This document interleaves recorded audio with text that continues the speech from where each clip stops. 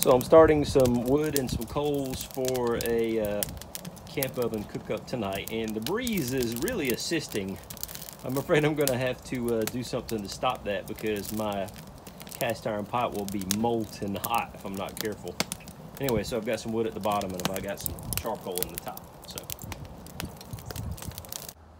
okay, I'm trying something that I saw on YouTube. A guy that showed how to make a pretty cool pork roast cook-up in his Dutch oven, so I'm going to try it tonight. Basically, you start like this. You line the bottom of the Dutch oven or camp oven with bacon, and then after that you do layers of pork and onions. I'll show you what that looks like when I get done.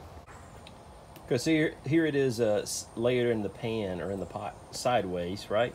Cut into nice thick chunks, seasoned up with a barbecue rub that I like. I will tag them in the description, and also I'm going to tag the original creator in the description too.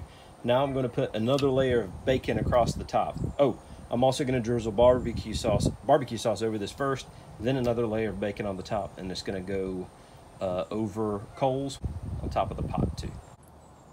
So here it is with the barbecue sauce on. Okay, and there's the top layer of bacon. So it should take about an hour and a half. So the original chef says. We're going to see how it works. You know, I think making new coals is half the fun of using a camp oven. Now we're talking.